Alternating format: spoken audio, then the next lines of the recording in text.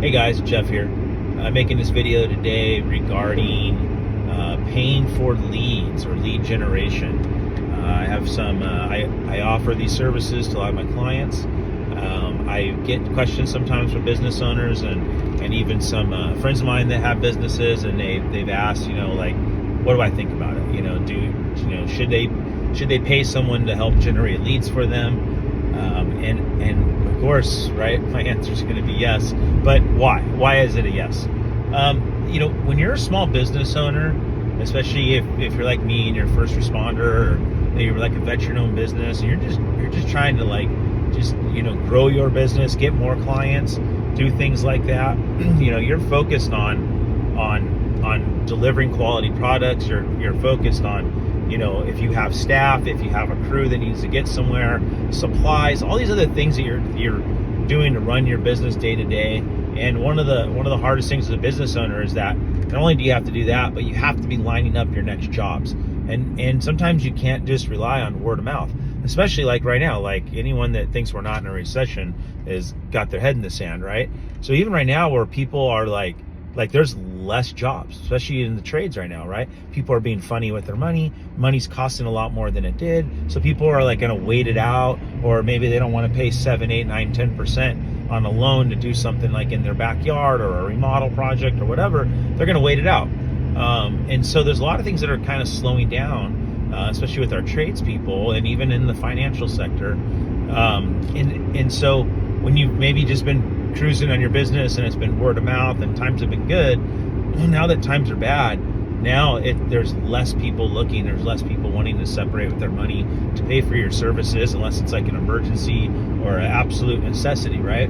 And when you don't have anything in there that's I call it like fishing. You don't have fishing nets, if you don't have lures and bait and all that stuff out there to like be catching fish at different times, then you're going to go hungry, and your family's going to go hungry, and your crew's going to go hungry, right? You still have bills to pay. So one of the biggest benefits of paying somebody like me to help you generate leads is that it's just a bill that you pay. You work it out.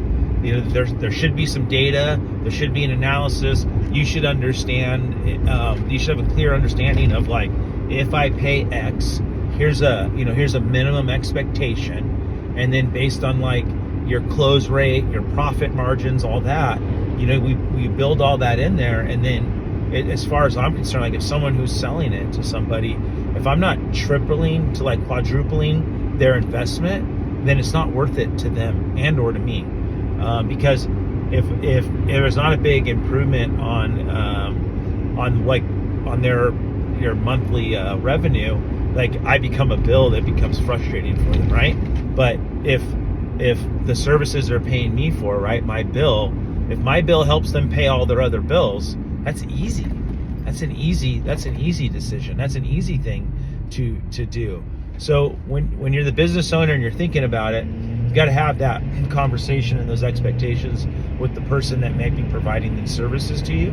And by doing so, when you're paying for those leads, you need to start thinking about, man, if I can get this many leads in, I can close X amount of clients. Like, okay, I'm going to bump up X thousands of dollars a month this month, and then that the next month, and that the next month. And then as a business owner, you don't have to worry about that. That's one less thing that you're worrying about. You're just going to be answering phones, you're going to be taking calls, emails, whatever it is, and you're going to be just doing the outbound, you're going to be doing the follow-ups, put people in your sales cycle, whatever it might be, however your sales cycles work.